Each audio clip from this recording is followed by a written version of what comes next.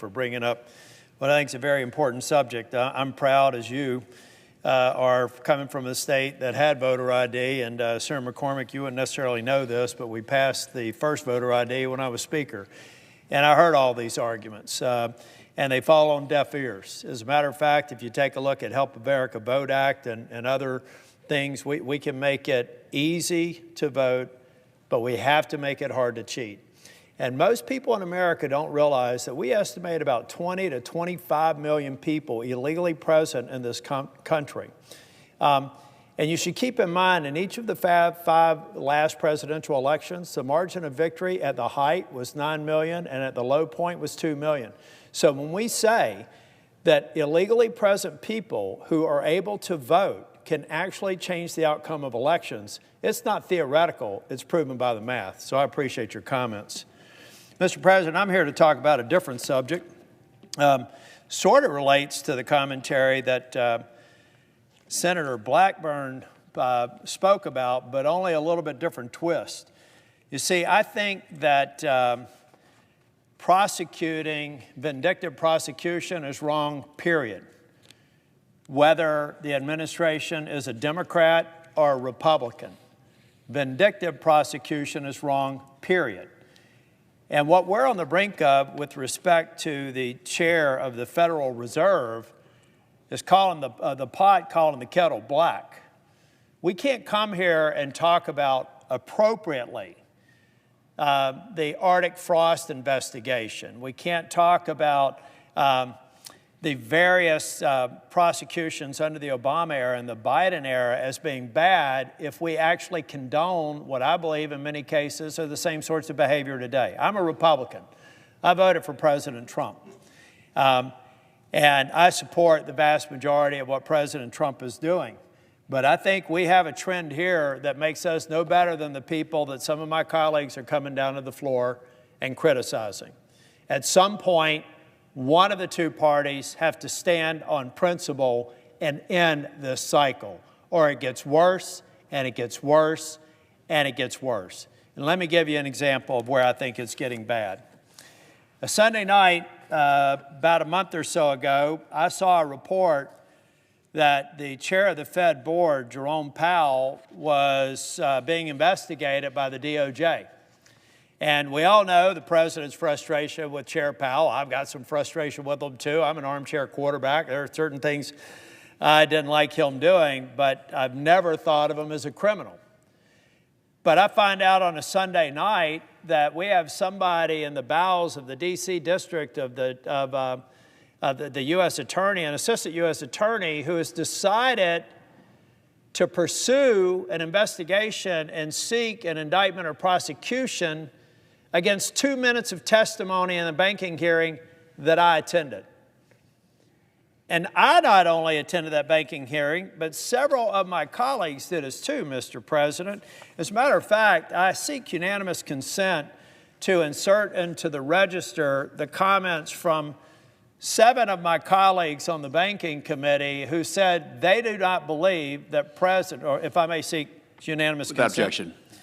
What this document does, and the reason I thought it was important to put it in the federal record, is we've got, let's see, 1, 2, 3, 4, 5, 6, 7, including me, who have said that we don't think a crime was committed. We're on the banking committee. We're the majority of the Republicans on the banking committee.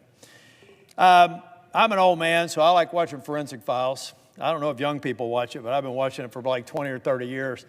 And I could imagine this being the opening of a forensic file. Okay, normally it's about a perpetrator, something bad happened, the prosecutor's going after it because they have the eyewitnesses. Well, this forensic files opens like this. All of the witnesses at the scene of the crime said no crime was committed. Right down the line. In fact, they've even submitted printed evidence. Yet the prosecutor thinks otherwise. I don't think that'd be a very interesting forensic files because what it says is no crime got committed. Now, can we talk about whether or not there was an overrun in the building? There may have been. But I don't know if everybody's paying attention, but that happens a lot in government. And if we're going to actually accuse someone of criminal behavior because of a project overrun in federal government, we better start budgeting a lot more for prisons. because that's the norm here. I hate it because I came from a world where you lost your job if you went over budget and over time, but that's just a part of the way this place works.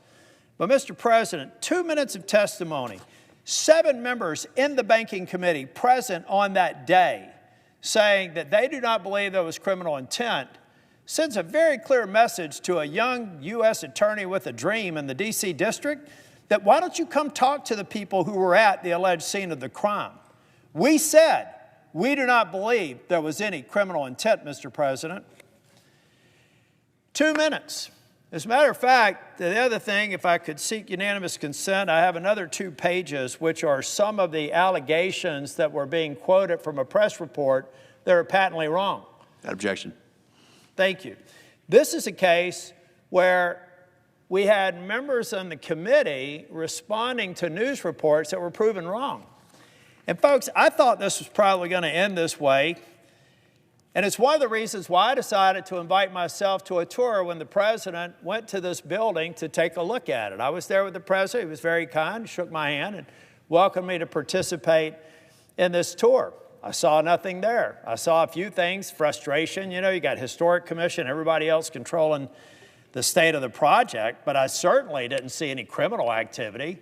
I certainly didn't see any of these alleged rooftop garden tariffs, water features, VIP elevator, special marble. They had to take it down and put it back up. Building in D.C. is complicated. So almost all the allegations were disproven.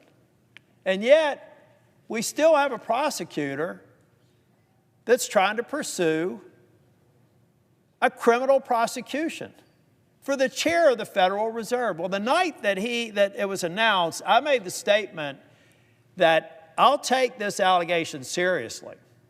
But I'm concerned it comes from someone without consultation with big DOJ. I don't think Pam Bondi, any of the senior people in DOJ knew anything about it. Without consultation with the White House, they decided to pursue this criminal investigation. So they put me in an untenable position. If I'm quiet on that Sunday night and don't say something, Monday morning we may wake up to a very different market. If all of a sudden the Federal Reserve, that since its creation has been considered independent and separate from many presidents who have been angry with them, Democrats and Republicans alike, I felt like if I didn't put my foot down and say no one is going to fill that seat until this investigation is done, that we could have literally had headlines across all financial markets that the United States no longer has an independent Federal Reserve. And unless you track it as closely as I have in my current role as senator and in my past role as a partner of Price Waterhouse, tracking financial or banking institutions, you may not be able to appreciate that. But folks, this is real. The Federal Reserve is the gold standard for central banks. And its independence is critically important. It's critically important for us continuing to have the gold standard for the economy, the gold standard for the rule of law. We cannot allow some junior U.S. attorney, assistant U.S. attorney in some jurisdiction here all of a sudden play with fire. They didn't know what they were doing. They didn't look through the second and third order effects, and quite honestly, they exposed the president in the process. So, Mr. President, I find myself in a position where I want to reaffirm what I said very directly on that Sunday night before the markets opened on Monday morning. I will not allow any board member for the Federal Reserve to go through the banking committee for chair or for replacement of expired terms until this matter is settled. I have no problem with us having an investigation like we should with so many other areas of government. I'd like to have oversight for the East Wing construction to make sure that that stays on target and doesn't go over budget. I'd like to have oversight into the upfit of the Qatari 747 as a new Air Force One, kind of Air Force Light, because you can't take it out of the United States. All of those are taxpayer dollars being spent, and we should have visibility into that. So count me in for doing an investigation for the comments on that day. The 2 minutes of testimony, that is the only reason I'm at the floor today and refusing to allow a Fed board member to be confirmed. because I feel that strongly. As a matter of fact, it may take us to a new low in terms of a vindictive prosecution. And if you think Arctic Frost was bad, if you think some of the other investigations on the Obama and the Obama era was bad, ladies and gentlemen, we're setting a new low that could make that look like child's play. And for that reason, until the investigation is resolved, I cannot and I will not vote to support anyone on the Federal Reserve in my remaining tenure in the U.S. Senate. Thank you, Mr. President.